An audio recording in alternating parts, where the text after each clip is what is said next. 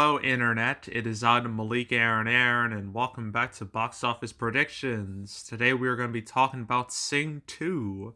So, as usual, we're going to be going over the pros and cons. So, let's get to it. Pros: Sing 2 is obviously a sequel to Sing. I didn't even need to say that. But the first Sing. So, look at that movie. Came out in 2016 in the shadow of Rogue One. So it was in a bit of a tough spot, but it managed to be a quite the huge success. I mean, it opened with like 35 million, which is good, but it had like really strong legs afterwards, thanks to the Christmas season. I mean, it jumped to like 42 million the second weekend, and it made 270 million domestic. It's the biggest movie ever to not be number one at the box office. So that is that's quite the accomplishment. And just to note, I mean, look at these weekday numbers it had without Christmas, like 19 million, 17 million, 15 million, 15 million. These are weekdays, not weekend numbers, weekdays. So that's some wild stuff. So it was a big, big, big draw 5 Christmases ago. It made 632 million worldwide. Budget was like 75 million. So a sequel just made economic sense. So yeah, even though Sing, well, I'll explain the critical reception. I mean, it's nothing severe. It's not like the first Sing was a bad movie, but it is something I'll talk about later when we get to the cons. But from a financial standpoint, the sequel just makes all the sense in the world. The first movie made a lot of money, make another one. Simple as that. So that's pro number one, obviously. Pro number two, competition is not really there. I mean, there's Encanto, but that's been out for like a month and it didn't even do that great to begin with. So when it comes to direct competition, this movie has nothing to really worry about. Well, I guess there's Spider-Man, which has taken a bit of that family audience, but as we've seen from Rogue One and Sing, you know, even though Rogue One, because it was Star Wars, it could technically appeal to kids, it is possible for two kid-ish friendly movies to go head to head and survive. I mean, look what happened with Jurassic World and Inside Out in 2015. Both of those movies thrived together. Same goes for Incredibles 2 and Jurassic World Fallen Kingdom. Both movies thrived together. I think we'll see a similar situation with Sing 2 and Spider-Man No Way Home. Maybe not as big, but something similar to that. But yeah, when it comes to direct competition, also, there won't be any direct competition at all for this movie until March when Turning Red comes out.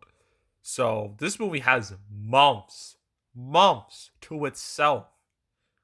I mean, if Rumble came out when it was supposed to, like in February, then it would have to deal with that. But Rumble instead came out like last week on Paramount Plus. So it doesn't have to worry about that anymore. So when it comes to direct competition now until like March, it has nothing. So it's just a clear path. So yeah, that's a big old pro right there. It'll definitely help it. It'll definitely help its legs. So that's another pro. Another pro I can think of, this is an Illumination movie, which can be a con too when you think about it, but we're going to go over the pro side of Illumination. So Illumination, obviously they started with Despicable Me, and they've been going on ever since. And with the exception of like 2 movies, they've been doing fantastic financially. I mean, first Despicable Me put them on the map, 500 million. The Lorax made like 300 million. Despicable Me 2 made nearly a billion. Minions made over a billion. Secret Life of Pets made 885 million. Sing 632. Despicable Me over a billion. Grinch 500 million. Even Secret Life of Pets 2, which although was underwhelming, was super underwhelming financially, it still made over 400 million. So it was still profitable. But I'll talk a bit more about that when we get to the cons, because it will probably apply to Sing 2. But yeah, who's gonna look at these numbers and say, nah, Illumination's going downhill. They're gonna go under. Because they're clearly not. It helps that these movies are so cheap. Not a single one of these movies cost over 100 million to make. And animated movies, 3D animated movies, can be quite expensive. Okay, so the fact they're able to make these movies like on the cheap side, it only helps them. So yeah, from a financial standpoint, Illumination, they're doing great. They're probably on the same level as say a Pixar or a Disney Animation. They're on that level. Some would argue they've surpassed DreamWorks in the financial department, which I think is fair, considering what's been going on with DreamWorks recently in the past few years. But yeah, Illumination from a financial standpoint, fantastic. So that's a definite pro right there. I think that's it. Well, I heard there were like previews for this movie like earlier this month, like with Encanto, where they do like some movies do that thing where they show it off like super early to like select theaters to get some like advanced buzz. And apparently Sing 2 did pretty decent. It made like 1.5 million off those previews. So, and that's before the movies even officially come out now. So, I think that's a positive sign. So, yeah.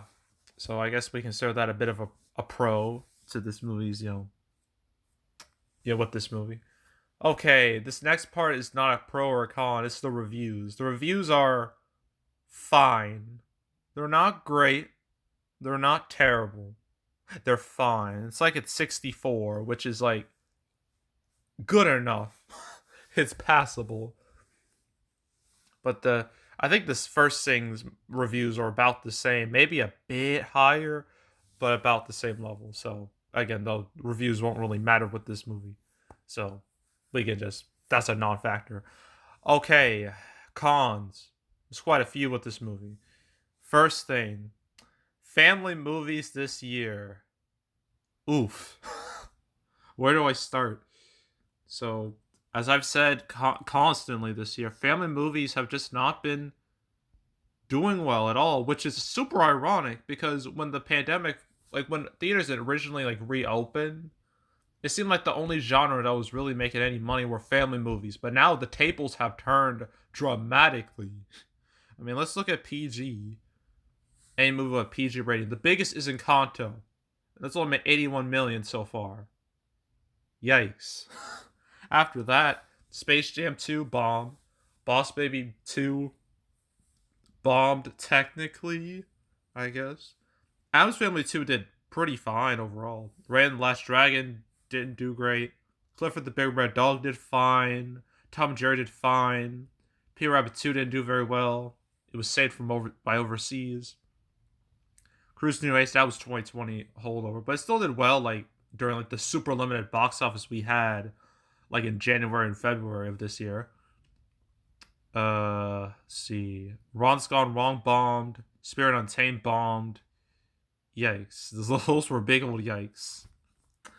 And yeah, it's just not going well. Like the only rating that's been really doing well is PG-13 because that's the sweet spot for the box office. You get the young people and the old people all at once. It's not just one or the other. So yeah, for PG movies, it's not been good. So that's kind of a bad sign for this movie, a bad omen. But that could change. Maybe this could change that. But again, I don't know. We'll see. But yeah, the type of movie it is, not good. So that's a con right there. That's first con. Second con, it revolves around not this movie particularly, but another Illumination movie that came out in 2016. That movie being Secret Life of Pets. Okay? Came out the same year as Sing, a little earlier. Was a huge hit, despite being labeled as a Toy Story knockoff. It was a huge hit. Then the sequel came out 3 years later. It did way, way, way worse. It made about half as much, which is terrible for a sequel. And like domestically, it made even less than half. So that's kind of a bad omen for Sing, because Sing came out that same year as the first Secret Life of Pets. So if Secret Life of Pets 2 can't do well, what chance does this movie have? Particularly because I think both of these movies kind of have the same problem. At least their sequels do. they just look and feel like the exact same as their predecessors. And with a sequel, you need to look okay. With a sequel, the ideal sequel, keep what works, but add on to it with like a new characters, new setup. You need a lot more new stuff combined with some of the old stuff that still works. And the thing with Secret Life of Pets 2, it just felt like the same movie, somewhat. And Sing 2, I'm getting those vibes as well from seeing the trailers. Oh, another thing about the trailers. One thing I thought was very odd, like, obviously Sing and Sing 2, they're jukebox musicals, which means they're not real musicals, in my eyes. But there was like a moment in that Sing 2 trailer that really threw me off guard. And that is the fact that they played Chop Suey from System of a Down was playing in the freaking trailer, which I was like, huh? of, of all the songs and bands that I would expect to be associated with a kids movie, System of a Down was not one of them. But it was in it. I heard it, and I was, I had a mini aneurysm watching that. So yeah, that was something else. But yeah, besides that, it just looks like the same movie as the first. Not much change. So yeah, I feel like we might see a similar situation with Secret Life of Pets 2. Maybe. I could be wrong, but again, it's kind of a cautionary tale.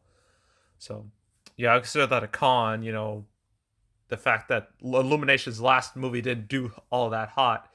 And now to the next con. Speaking of Illumination, their reputation is not good.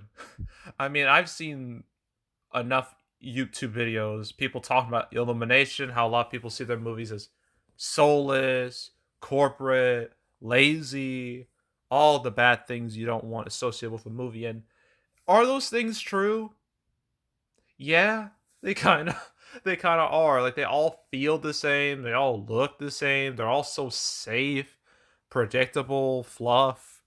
Like they're the type of movies, at least the majority of them, are the type of movies you watch once and you're just like, that was alright. And then you never think about it ever again.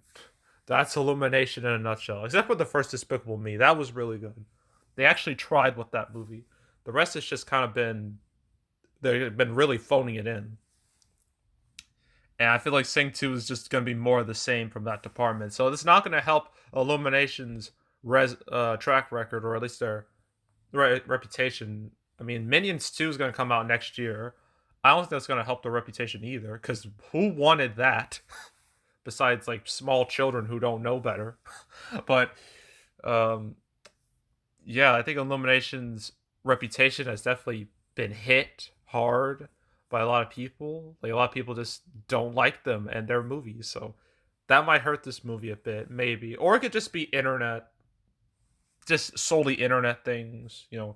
How people on the internet see the movie. It doesn't apply to like people outside the internet bubble. So who knows? But Illumination's track record and the reputation is bad, so that's a con in my eyes.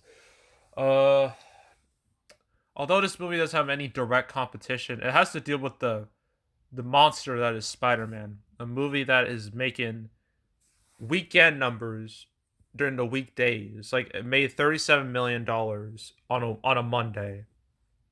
Like that's some insanity, right? Like, that's some true insanity. Can Sing 2 handle that? Can Sing 2 survive in that circle? I mean, I know the first Sing was able to survive against Rogue One, but Spider-Man No Way Home is way bigger than that. It's like an Avengers movie in December, and when it comes to the Avengers movies, nobody wants to go near them. And Sing 2 has to go near Spider-Man. So I don't know. It might survive. I mean, I've said already, Daddy's Home was able to survive against Force Awakens. So if that can survive that, this can survive Spider-Man. So maybe, but I think it's possible. So I consider that a yeah, it's definitely a con going up against Spider-Man. I wouldn't want to be any movie going up against Spider-Man at this point. I guess another thing to mention is Omicron variant going around, spreading quite rapidly. That's particularly bad for this movie because, as you already said, families were already hesitant to go to the cinema. These headlines aren't gonna change a lot of people's minds, I would imagine.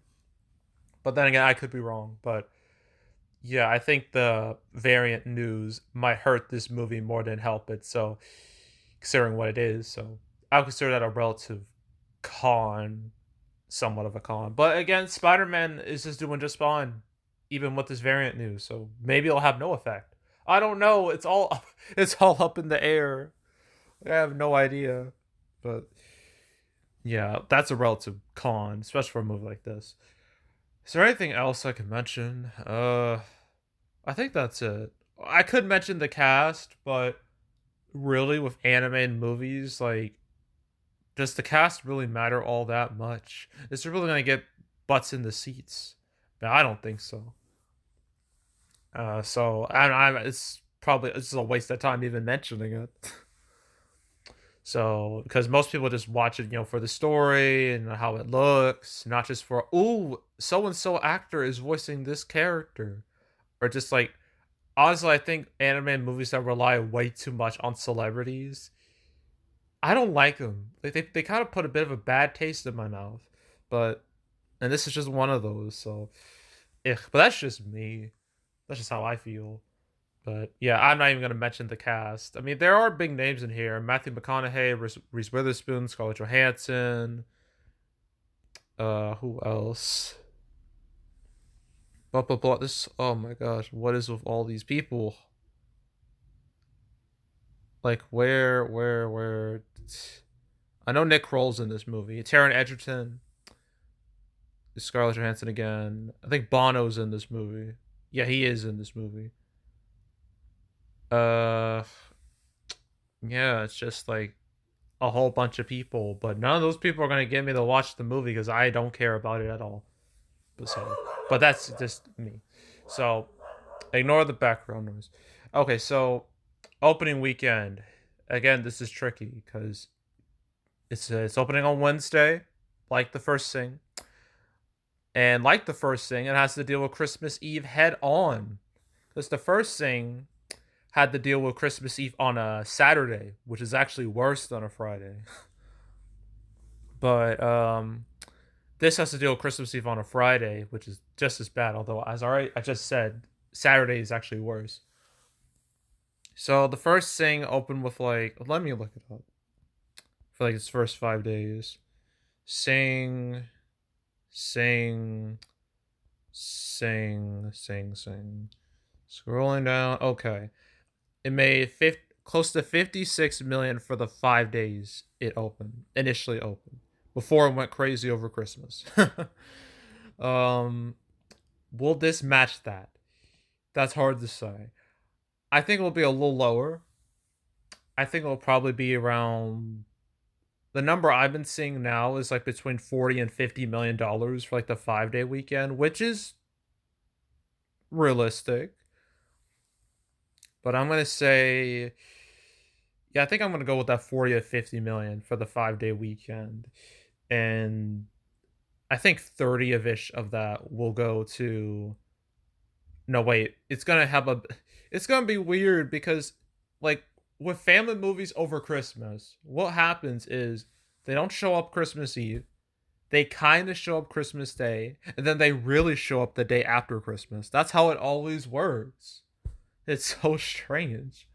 Well, I mean, it's not that strange because, Christmas Eve, stuck in the house. Christmas Day, they're playing with their gifts.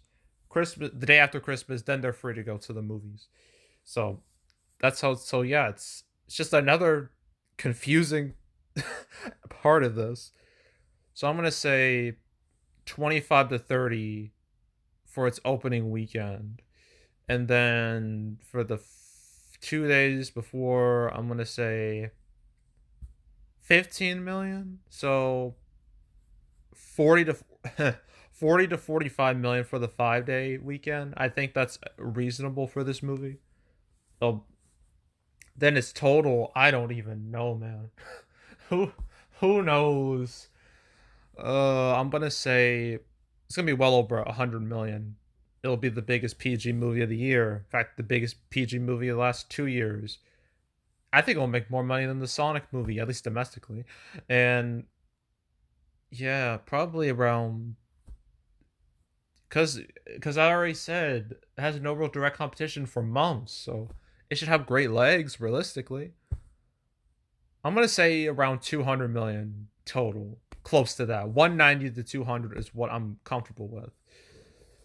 So yeah, that's what I'm going with. So that's Singa 2.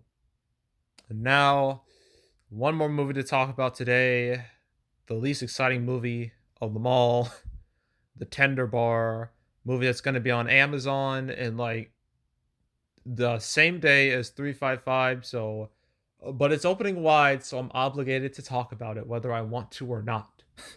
So, yeah, stay tuned for that. And that'll be it for today. And then Thursday, I'm going to be talking about the movies opening on Christmas Day: American Underdog, Jennifer Jordan, and Licorice Pizza. Like, I know it's weird because these movies come out on Saturday. That never happens ever. But I'm not doing them Friday because it's Christmas Eve. Like, I want to relax. So I'm just doing it the day before, getting them all out the way. So yeah, stay tuned for those 3 videos on Thursday. And that's it for the year. Like, you're not going to be seeing another box office prediction until the 355. So yeah, it's going to be a bit of a hiatus, but this usually happens like every Christmas. So it's not a problem for me. But yeah. Anywho, yeah, that's it. That's all. Make sure to subscribe, like this video, leave a comment, turn on notifications, share the whole drill. Want to check out more videos like this? Got a playlist on the homepage. You can watch all the prediction videos I made for all the family movies that have come out this year: Encanto, Space Jam 2, Tom and Jerry, Raya, Peter Rabbit 2, Ron's Gone Wrong, Clifford the Big Red Dog, Paw Patrol. I didn't mention Paw Patrol. That was a G-rated movie, but that did fine. And that wasn't even. Oh, I forgot. This isn't like a streaming movie. It's not like a lot of family movies this year where they had like the streaming part of it attached to it, like say a Space Jam 2 or Tom and Jerry or Ray and the Last Dragon or what else? Clifford or Paw Patrol. This is just theatrical only, so Universal must have a lot of faith in this movie if they're just gonna go theatrical only. So yeah, I didn't even mention that. So that's a whole nother thing to talk about. So yeah, that might help it or hurt it. I don't know. But anywho, yeah, if you want to watch any of the past, family movies I've done this year, go right ahead. There was also the canceled series where I go over all the movies that were supposed to come out but didn't. I don't think I've covered Sing 2 ever. I haven't covered it once, like at all. So yeah, like that's kind of surprising. But yeah, so but anyway, if you want to watch any of the past canceled episodes, there's now like 97 episodes. Yeah, more than enough to choose from. That way you know where all these movies are going, you know, if they're going to streaming, what day they're coming out, all that jazz. Go right ahead. Don't wait. There's also box office recaps where I go over the box office results for any particular month. December recap come out first week of the new year. Then I'm going to do a 2-part recap of 2021. I cover the theatrical side and the streaming side, just seeing how that line's been blurred constantly this year. Should be quite the interesting set of videos. So look forward to those 3 videos coming up real soon. But if you want to watch any of the past recap videos, especially my 2021 recaps, that way you can see how the year has evolved from how it started to now, because my god, have things changed so drastically. But yeah, you want to watch any of those videos, you can go right ahead. And yeah, that's it. That's all. I am out. Goodbye.